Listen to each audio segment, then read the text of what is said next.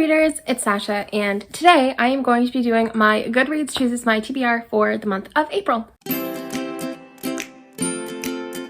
So I will start off with the basic rules of Goodreads Chooses My TBR. Essentially, I have the number of books that I have on my want to read list on Goodreads, and then I throw that in a random number generator, and the first 5 numbers that come up correspond to the 5 books I'm going to read in the month. So I also have added it so that if I land on a book that is not out yet, I will add another book to the TBR, as well as I have one kind of like wild card number that I pick from the random number generator prior to starting, and if I land on any number that ends in that number, then I have to add another book to my TBR. So that is how this is going to go. I will just say I'm really excited for this one particularly because I don't have any reading vlogs or anything that I have to try to accommodate because I already have those books on my list from July and I'm carrying those over into August. So I don't actually have to try to accommodate anything. I can just be free to pick whatever I want, well, whatever the universe wants, and then I can just go from there. Plus the Winer's book club pick, which I will get into a little bit later. Someone wanted to say hi. I think someone might have chat. It's him. Let's start the recording, I guess. Let's figure out which number is going to be my bad number. 0. Okay, so if I land on any numbers that have 0 at the end, then I will have to add another book to my TBR. So I have 912 books on my want to read list on Goodreads, which is insane. It's an insane number that I can't quite comprehend, but here we are. Okay, so 900, let's go with 912, 912, boom, 448, no zeros. We're having a fun day so far. If only the Wi-Fi was like actually good, we would be thriving in this household. Okay, 48, 48, 48. Iron Spark by C.N. McGuire. Okay, so I actually know that this one is extremely underhyped. I think it's sapphic, and I think it's, I don't know. So, for the past 9 years, ever since a bunch of those evil Tinkerbells abducted her mother, cursed her father, and forced her family into hiding, Brynn has devoted herself to learning everything she can about killing the Fae. Now it's time to put those lessons to use. Then the court Fae finally show up, and Brynn realizes she can't handle this on her own. Thankfully, 3 friends offer to help. Gwen, a kind-hearted water witch, Dom, a new foster kid pulled into her world, and Jessica, a schoolmate with her own grudge against the Fae. But trust is hard-won, and what little Brynn has gained is put to the test when she uncovers a book of Fae magic that belonged to her mother. With the Fae threat mounting every day, Brynn must choose between faith in her friends and power from a magic that could threaten her very humanity. So this has like a Fae thing obviously going on, and I haven't really read a Fae story in a while. I can't remember the last one I've read. So that's exciting. I haven't read a lot of Fae stories in a while. It used to be what I read a lot when I was younger, but I'm really looking forward to this. And it is a queer book, which is exciting. And none of my friends have read it. So this is going to be an interesting one. I'm really happy with this, I think. Let's go to book number 2.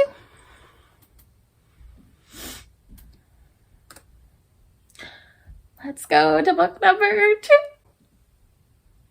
298. Okay. Man, if 8 were the number, I would have been sad. Woo, dodged a bullet there. Okay, sorry. I don't know. Okay, go down to the very bottom. The Last Magician! Yes, this was on my TBR a while ago, and I didn't read it, and I have it now. I'm so excited. This is going to be good. So, The Last Magician is like a historical fiction type, fantasy type story, and I'm really, really pumped about it. To be perfectly honest, I'm thriving right now. Okay. In modern day New York, magic is all but extinct. The remaining few who have an affinity for magic, the mages, live in the shadows, hiding who they are.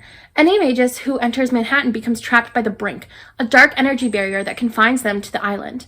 Crossing it means losing their power, and often their lives. Esta is a talented thief, and she's been raised to steal magical artifacts from the sinister order that created the Brink. With her innate ability to manipulate time, Esta can pilfer from the past, collecting these artifacts before the order even realizes she's there. And all of Esta's training has been for one final job, traveling back to 1902 to steal an ancient book containing the secrets of the Order and the Brink before the magician can destroy it and doom the mages to a hopeless future. But old New York is a dangerous world ruled by ruthless gangs and secret societies, a world where the very air crackles with magic. Nothing is as it seems, including the magician himself. And for Esta to save her future, she may have to betray everyone in the past. I'm psyched. I had this, I think it was like September, October, and then I had it on the Libby app or something, and it was like 700, 800 pages on the Libby app, and I was just like, and we're gonna close that and pretend that that didn't happen. But now I have it in real life. It's not as intimidating as a physical book, and I'm really, really excited about this. I've wanted to read it for a while. Just the cover is just so, it's so pretty, like it's so pretty. And I think the third book just came out, so I'm really looking forward to starting this.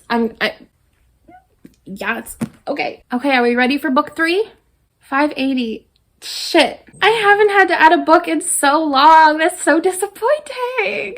Okay, it's fine. It's fine. It's only one book. So we'll go to 580. It better be worth it. Like, this better be the book of the century. Like, this better be like top tier 10 out of 10 book. It's just They Both Die at the End by Adam Silvera. What the frick? That's not gonna be, I mean, it might be, like, I don't know if it's gonna be, like, good, but, like, okay. Anyways, They Both Die at the End by Adam Silvera. I also know that this is a queer story about these two people. I don't even need this summary. That's fine. It's about these two boys who meet up together because they are, I might need the summary. On September 5th, a little after midnight, Death Cast calls Mateo Torres and Rufus Amaterio to give them some bad news. They're gonna die today. Mateo and Rufus are total strangers, but for different reasons, they're both looking to make a new friend on their end day. The good news, there's an app for that. It's called The Last Friend, and through it, Rufus and Mateo are about to meet up for one last great adventure, to live a lifetime in a single day. So, that is what this is. I own this, so that's also exciting. I don't know where it is. I have mixed feelings about this. I've heard very mixed reviews. I've heard everything that Adam Silvera has done. This is probably the best one that I've heard reviews for, and the Goodreads review is not too terribly bad. It's 4.09, which is pretty darn good. So, hopes higher now than I think when I first got it, but I'm still not overly thrilled and excited, but I did buy it, so like clearly there was something in me that was like, you should read this. So this is good. I probably wouldn't have picked this up on my own terms, but I am sad that this is the one that I had to add another book with, but hopefully that extra book will make up for this one, so maybe that's my blessing in disguise here. But okay, let's go to the next one. 269. 5 Feet Apart by Rachel Lippincott. Okay, this is also one that I bought, I think. Have I bought this one? Did I buy this one? I did buy this one.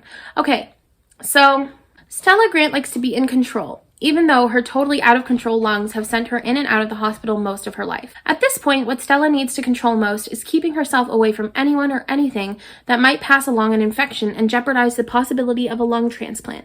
6 feet apart, no exceptions. The only thing Will Newman wants to be in control of is getting out of this hospital. He couldn't care less about his treatments or a fancy new clinical drug trial.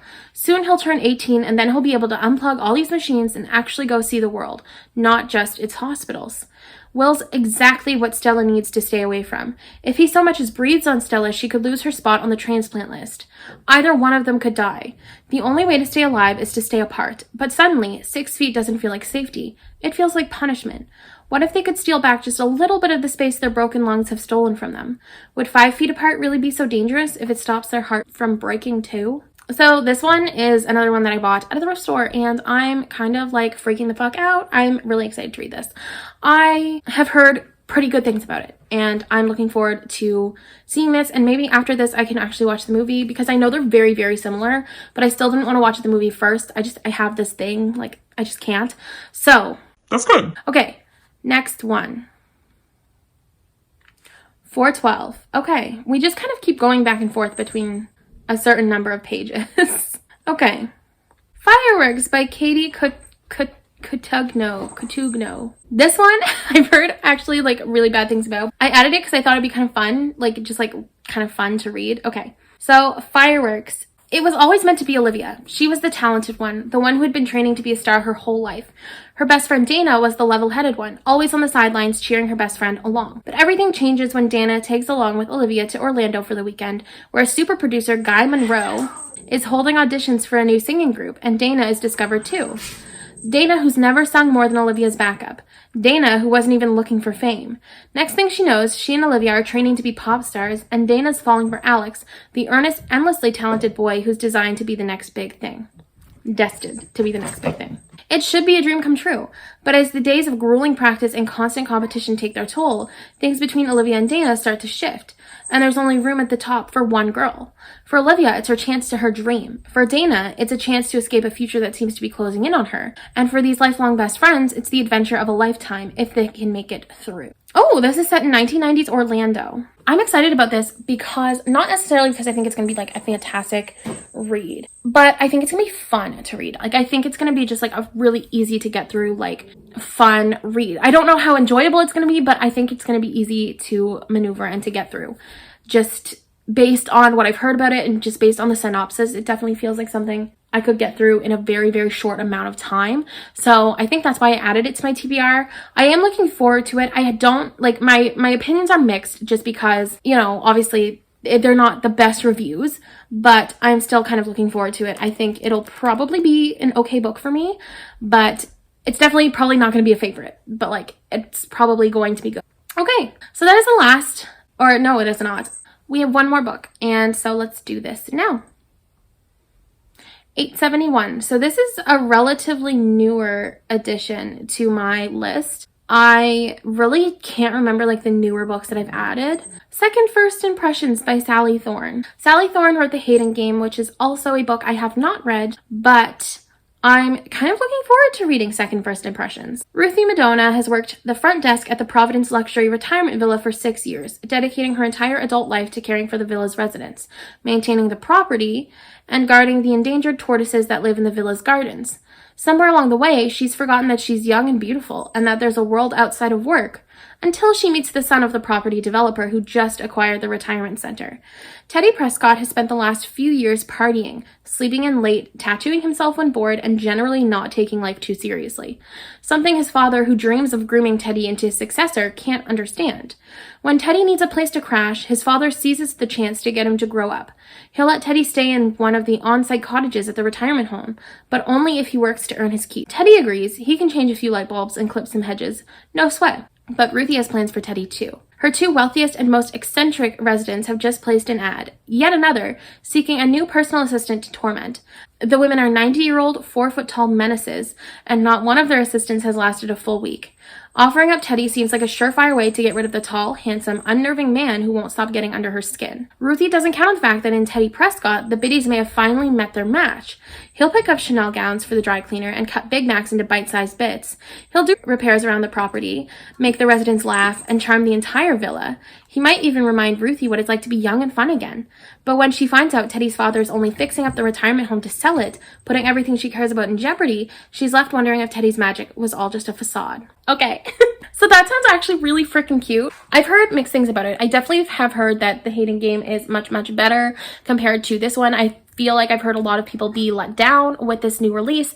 However, I have not read The Hating Game before, so I feel like for me, it's going to be a little bit different and probably less of a letdown because I haven't read The Hating Game. I have no connection to that other story. So I feel like for me, it's definitely going to be a little bit better, probably, than what other people have experienced with it. So I'm going to end the recording there. And that's going to be that with my Goodreads Chooses My TBR. We have some really, really good books coming up in the month of August, and this is going to be great because I am going away for Pepper's Vet Care in the beginning of August, so this will give me some great reading material for that time, just because we're pretty much going to be spending all the time in a hotel and in a vet office. Like, we're not really going to do anything and like experience anything. We're just going to be like trying to get him better and have him not constantly leaking. It's fine. Okay, so that's it for the Goodreads Chooses My TBR portion, but I still do have one other book to talk about, which is the Winer's Book Club pick for the month of August. But I actually have to get it up on my screen because I don't remember what it's about. So the Winer's Book Club pick for the month of August is She Who Became the Sun by Shelley Parker Chan. I know absolutely nothing about this book. I just know that Rachel really wanted to read it for this month, and so that's what we're doing. I am excited about it because the cover is beautiful and I've heard really fantastic things about it. The review is incredible, so I'm really looking forward to it. In a famine-stricken village on a oh my god, okay, hi. Hello, this is me not learning how to read. In a famine-stricken village on a dusty yellow plain, two children are given two fates, a boy greatness, a girl nothingness. In 1345, China lies under harsh Mongol rule. For the starving peasants of the Central Plains, greatness is something found only in stories.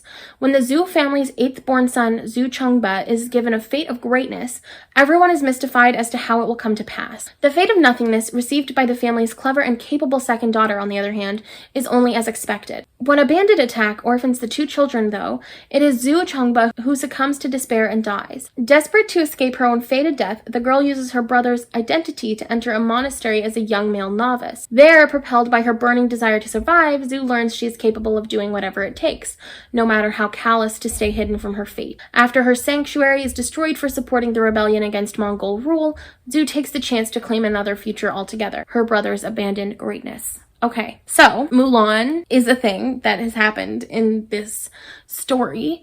So it's a Mulan meets the Song of Achilles. So it's a reimagining of the rise of the founding emperor of the Ming dynasty. Okay, so I'm really excited about this, actually. I did not realize it took place that far in the past. I didn't realize it was more of like a historical fiction fantasy. I kind of thought it was just like a fantasy that took place in like somewhere in China. Like that's pretty much all I thought about it. But now I'm really excited. I think this is going to be a really great read. It's definitely going to spark some really interesting conversation nonetheless, but I'm definitely really looking forward to this. So those are the books that I'm planning on reading in the month of August, and I'm really excited about all of them. I think they're all going to be just really great reads, and I cannot wait to see what this month brings me in terms of reading books, because I've been having a great time reading lately. I've been having some really fantastic books, and even though I'm not reading as much, I'm reading a higher quality, I think, of books that I'm really loving. So I'm absolutely thrilled with this bundle of books that I've received in this universe blessed Sasha time. And yeah, great. That is all I have for you today. Thank you so much for tuning into this video. Please don't forget to like, comment, and subscribe for more content. I will be posting once a week, and I have some pretty fun video ideas coming up that I'm pretty sure you're not going to want to miss out on. And as always, Sasha will put a little like self-promo down in the description. I do have Pepper's Vet Care GoFundMe down in my socials section of my description if you feel so inclined as to donate or to share it with your peers and stuff. That would also be okay as well. I mean, it'd be okay for you to do nothing. Like, I'm not trying to be like, you have to do this or no, like, I just, like, if you feel so inclined as to do so, I would be greatly appreciative, and thank you. Thank you so much. Anyways, that's all I was gonna say. I will see you in my next video, and until next time, bye readers!